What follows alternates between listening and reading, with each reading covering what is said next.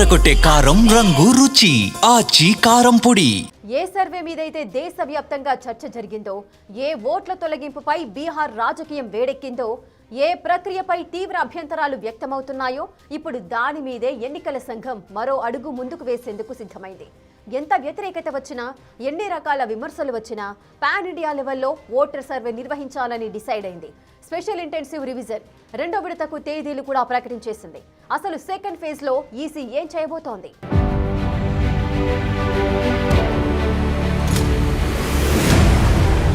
దేశం మొత్తం special intensive revision.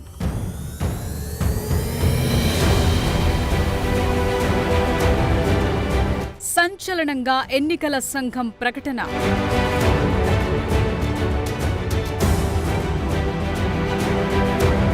కేంద్ర ఎన్నికల సంఘం నుంచి వచ్చిన ఒక ప్రకటన ఇప్పుడు దేశం మొత్తం చర్చనీయాంశంగా మారింది. బీహార్ ఎన్నికల ముందు స్పెషల్ ఇంటెన్సివ్ రివిజన్ పేరుతో చేసిన ఓటరు జాబితా సవరణ ఇండియన్ పాలిటిక్స్ లో తీవ్ర చర్చకు దారితీసింది. బీహార్లో ఓటర్ సర్వేతో 60 లక్షలకు పైగా నకిలీ బోగస్ ఓట్లను తొలగించింది ఎన్నికల సంఘం. దీనిపై అక్కడి రాజకీయ పార్టీల నుంచి తీవ్ర అభ్యంతరాలు వ్యక్తమయ్యాయి. అయినప్పటికీ ఈ అంశంలో ఎన్నికల సంఘం దూకుడుగా ముందుకెళ్లాలని నిర్ణయించుకుంది. బీహార్ తరువాత రెండో దశలో 12 రాష్ట్రాలు, కేంద్రపాలిత ప్రాంతాల్లో ఓటరు జాబితా సవరణ చేపట్టనున్నట్లు తెలిపింది. తొలి దశలో బీహార్లో స్పెషల్ ఇంటెన్సివ్ రివిజన్ ని విజయవంతంగా పూర్తి చేసినట్లు తెలిపింది ఈసీ.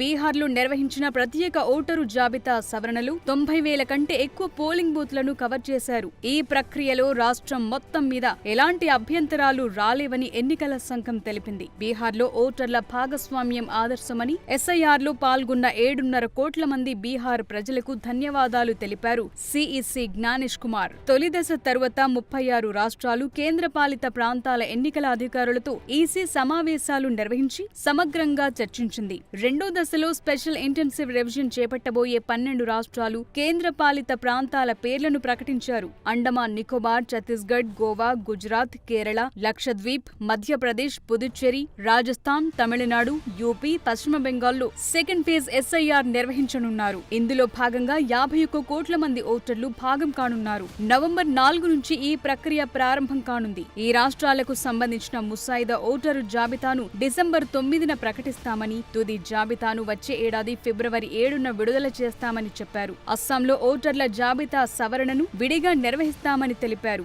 भारतीय नागरिकता कानून में आसाम के लिए नागरिकता के लिए अलग प्राविधान है और दूसरा विषय ये है कि माननीय सुप्रीम कोर्ट की देखरेख में वहां पर नागरिकता की जांच का कार्यक्रम लगभग पूर्ण होने वाला है.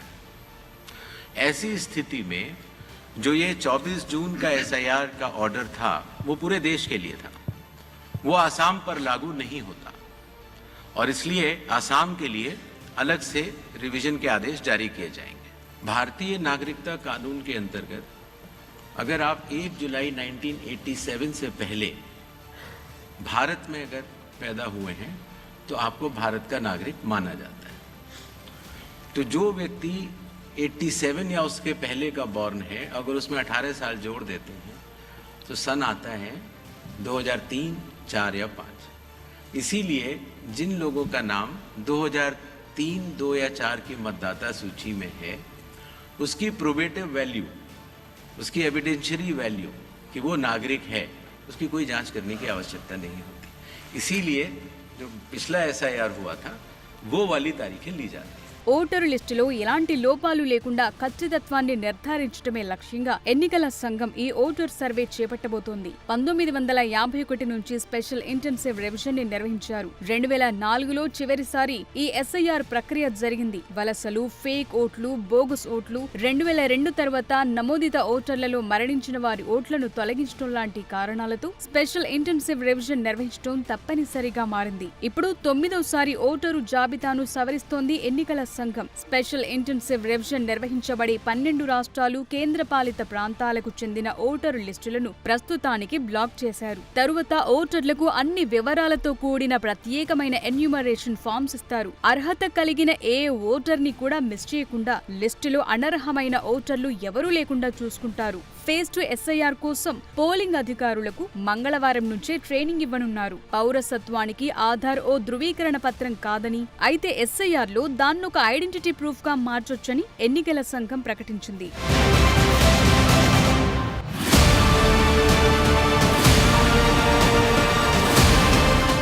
పాన్ ఇండియా లెవెల్లో ఓటర్ సర్వే అంటే మామూలు విషయం కాదు. అయినా సరే ఈసీ ఈ విషయంలో బలంగానే ముందుకెళ్తోంది. అసలు దేశంలో ఇప్పుడు స్పెషల్ ఇంటెన్సివ్ రివిజన్ అవసరముందా? రాజకీయ పార్టీలు దీనిపై వ్యక్తం చేస్తున్న అభ్యంతరాలేంటి? నకిలీ ఓట్లు, బోగస్ ఓట్లను తొలగించడమే ఈసీ ముందున్న లక్ష్యమా? రివిజన్ వెనుక మరేదైనా రీజన్ ఉందా?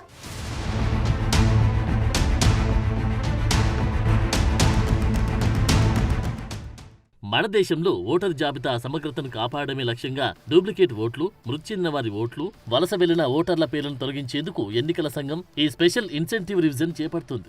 ఓటు వేసేందుకు అర్హత కలిగిన ప్రతి పౌరుడి పేరు ఓటర్ లిస్టులో ఉండేలా చూస్తుంది.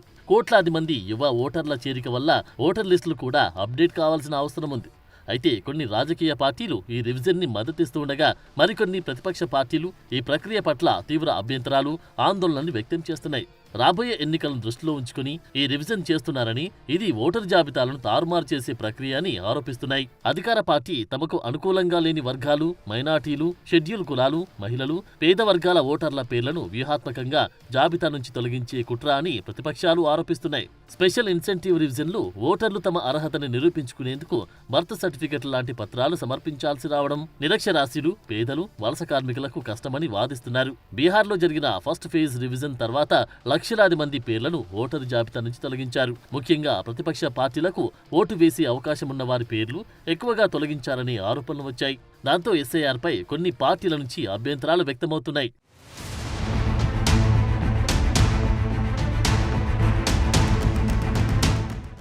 ముఖ్యంగా 18 ఏళ్లు నిండిన కొత్త ఓటర్లను జాబితాలో ఉండేలా చూడడమే ఎస్ఐఆర్ లక్ష్యం. వన్ మ్యాన్ వన్ ఓట్ అనే సిద్ధాంతాన్ని బలోపేతం చేసే ఉద్దేశం కూడా ఉంది. అనేక రాజకీయ పార్టీలు గతంలో ఓటర్ లిస్టులపై ఆందోళన వ్యక్తం చేశాయి. వాటన్నిటిని పరిష్కరించేందుకు కూడా ఈ ప్రక్రియ ఉపయోగపడుతుందని భావిస్తున్నారు. కానీ కొన్ని ప్రతిపక్ష పార్టీలు ఈ రివిజన్ వెనుక రాజకీయ కారణాలున్నాయని, నకిలీ ఓట్ల తొలగింపు పేరుతో తమ మద్దతుదారులను టార్గెట్ గా చేసుకుని ఓటు హక్కును దోచుకునే ప్రయత్నమని ఆరోపిస్తున్నాయి. అయితే ఎన్నికల సంఘం మాత్రం ఇది తప్పనిసరిగా చేపట్టాల్సిన ప్రక్రియ అని, ఎన్నికల సంస్కరణల్లో భాగమని చెబుతోంది. ఎస్ఐఆర్లో భాగంగా ఓటరు జాబితాలోని ఓటర్లందరికీ బూత్ లెవెల్ ఆఫీసర్లు ప్రత్యేక ఎన్యూమరేషన్ ఫామ్స్ అందిస్తారు. అందులో సమగ్రమైన ఓటర్ జాబితాకు కావలసిన అన్ని వివరాలుంటాయి. బిఎల్ఓలు ప్రతి ఇంటికి 3 సార్లు వెళ్తారు. వలస వచ్చిన ఓటర్ల సమస్యను కూడా పరిష్కరిస్తారు. అంతేకాదు ఓటర్లు కూడా తమ ఎన్యూమరేషన్ ఫామ్స్ ని ఆన్లైన్లోనూ సమర్పించొచ్చు. బిఎల్ఓలు ఫామ్స్ పంపిణీ చేయడం ప్రారంభించాక ఓటర్లు తమ వివరాలను పాత ఓటర్ లిస్టుతో ధృవీకరించుకోవాల్సి ఉంటుంది. 2003 ఓటర్ లిస్టులో తమ పేరు ఉందో లేదో చూసుకోవాల్సి ఉంటుంది.